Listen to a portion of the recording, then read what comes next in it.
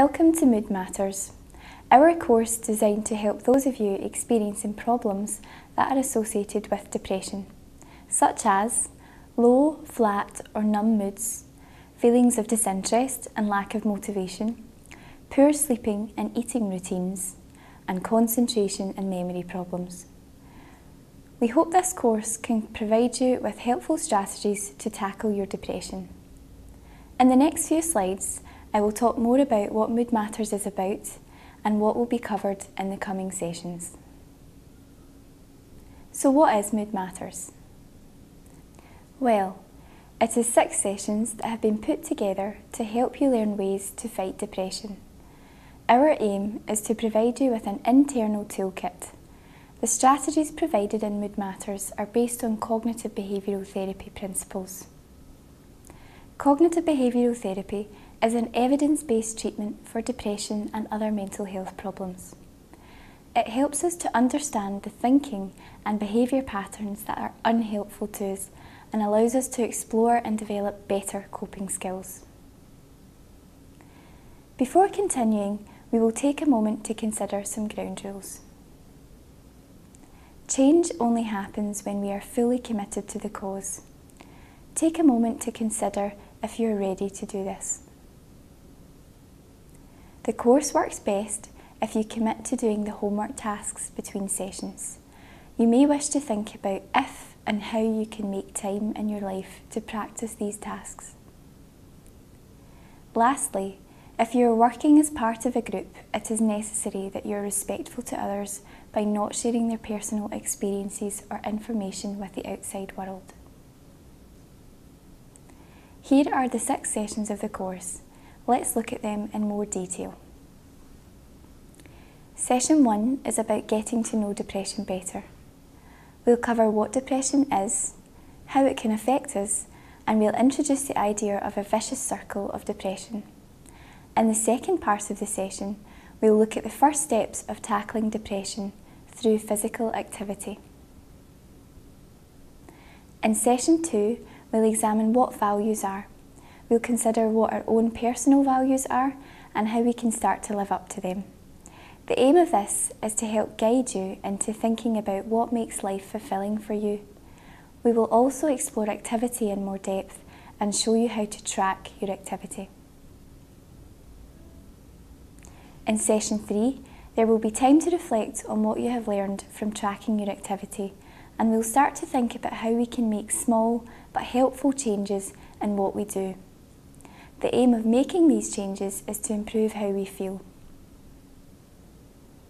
In Session 4, we'll look at how negative thinking can keep us depressed, and we'll cover useful ways of dealing with repetitive negative thinking, which can affect our mood and add fuel to the vicious circle of depression.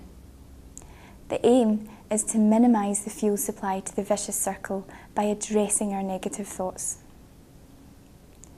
In Session 5, we'll learn about avoidance, putting things off, and rumination.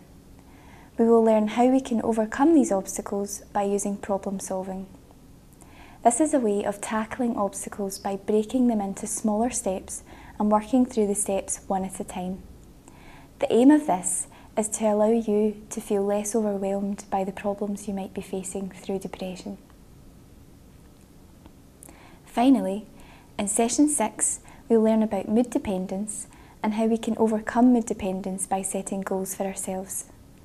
Goal setting is a useful aim when trying to overcome depression, as it gives us purpose and can maximise our motivation. So now that you have a better understanding of the course, let's get started with Part 1. What is depression? This can be a common question, and exploring it may help normalise what you're going through. These next few slides will try to help shed some light on how we define depression. We can get some idea of what depression is by doing a quick textbook test. During the last few weeks, have you been feeling down, depressed or hopeless? And/or have you felt like you've got less interest or pleasure in things that you used to enjoy? Most of us feel this way from time to time, but if you have experienced these feelings for weeks at a time, it could be a sign of depression. Some other common signs are isolating yourself or withdrawing from those close to you, a loss of interest in doing things that feel normal and enjoyable for you, feeling more irritable or angry than usual. You might find yourself losing your temper with your partner, children, friends, colleagues, or even strangers. Gaining weight or losing weight, which go hand in hand with over or under eating. Criticising yourself a lot of the time. Brooding on current or past events. Avoiding people, places, or situations in your life because you believe you can't cope with them. Having very low confidence in yourself or having low self-esteem. Finding that you have difficulty concentrating or are easily confused or muddled by simple tasks. Finding that you can't sleep or that you wake up too early or that you sleep more than usual. Having a lack of energy and tiring easily. Having no desire for intimacy. Feeling that you're easily overwhelmed by everyday tasks. Having excessive feelings of guilt and blaming yourself for everything. And finally, having dark thoughts or a sense of foreboding about the future. We often find signs of depression come with signs of anxiety. Depression and anxiety are two sides of the same coin. Feeling anxious might mean that you have been having a hard time relaxing or switching off, feeling that you are surrounded by danger and potential threats and feeling on edge because of this. Experiencing physical symptoms of anxiety like sweating, shaking, dizziness, trouble breathing, and a racing heart. Having muscle tension in our neck, head and shoulders and other places which can lead to aches and pains. Avoiding people, places or situations that trigger anxiety. And finally, worrying about all sorts of things in the past, present and future, and feeling like you can't stem the flow of worries. If you've been feeling depressed, you might have had some of the following questions on this next slide. Take a moment to read through these questions. Take some time to read over the downloadable worksheet with answers that might help shed some light on some of these points. Depression can affect us in 4 areas: our body, our thoughts, our feelings, and our behaviour. When we are depressed, the vicious circle can kick-start itself through small events throughout our day, leading to depressed thinking, depressed feelings, depressed physical symptoms, and depressed behaviour.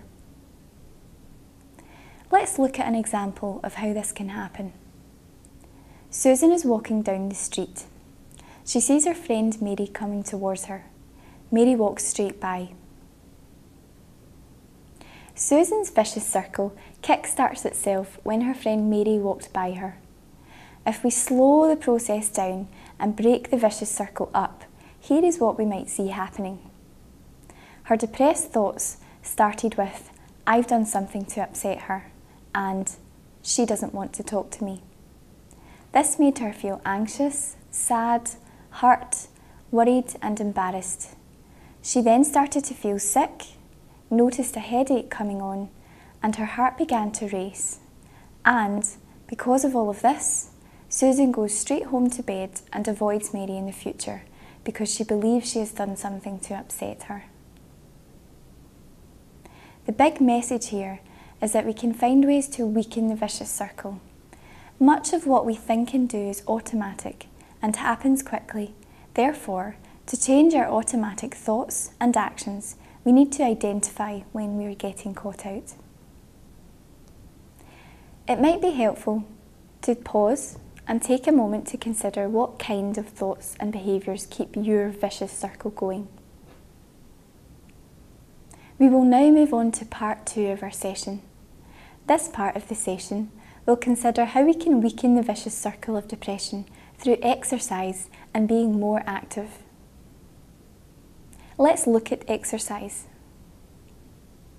We are always being advised to take up regular exercise. Take a moment to read through the list of physical benefits that studies have found exercise to have. Now let's look at some of the other benefits exercise can bring. There has been a lot of interest in the effects of exercise on our mental health. Broadly, studies have shown that exercise can have an alleviating effect on anxiety, anger, sleeping problems, and panic attacks, but none more so than depression. According to research, taking regular exercise can really improve our mood in the long term. Many of you will have heard that exercise is good for our mental health, but let's take a moment to consider why this might be. It is thought that exercise improves our mood because it increases our levels of endorphins and serotonin, both of which are known as natural highs. However, there might be a psychologically positive effect of exercise because it provides us with new goals, a sense of purpose, and it boosts our self-esteem. By exercising, we can start to reduce the fuel supply to the part of the circle responsible for depressed behaviour. In turn, this will weaken the vicious circle of depression overall. So what should you do? The recommendation is that we exercise at a moderate level for about 30 minutes most days of the week. This seems like a lot, especially if you've been doing very little in general. However, your 30 minutes of exercise can be broken up throughout the day. The previous slide talks about a moderate level of exercise, but what exactly does a moderate level of exercise mean? Well, exercise is considered moderate when you have a heart rate that is elevated, but you're still able to hold a conversation. Exercise can include a range of different activities such as cycling, playing football, jogging, going to a dance or aerobics class, swimming, doing weights, playing golf or other sports. But brisk walking can be considered good exercise too. Something that is also useful to remember is if you have a sedentary lifestyle, that is, if you spend a lot of time sitting, desk-bound, and being inactive, then make time to get up and stretch out. This helps to improve blood flow to all parts of your body and gives your brain a much-needed boost. Remember, small changes are helpful and all add up. It might be helpful to pause and take some time to reflect on the following points. In what way could exercise help you? And what are the main things stopping you from exercising? These can include practical challenges such as time or cost, or psychological challenges like motivation. Now that you have identified how exercise could be helpful to you and what might be stopping you, there are some ideas that could help get you started. There is something called the Live Active scheme. This is available through your GP if you're experiencing physical or mental health issues. If you feel that you could benefit from being more active but have difficulty doing so because of your health, make an appointment with your GP to find out a bit more about this scheme. Walk Glasgow is a project that offers fun, interesting and free walks around Glasgow area and caters to all fitness levels. It is a gentle way of introducing some physical exercise into your life, as well as allowing you to meet new people in the area. We have now reached the end of session 1.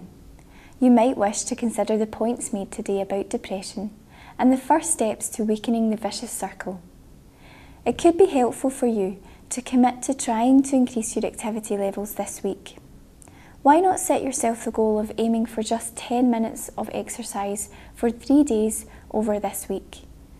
If you decide to take on this challenge, notice the effect it has on the way you feel. We hope you have found this session helpful. The next session will look at our personal values and how we can start to live up to them. We will also introduce the idea of tracking your activity.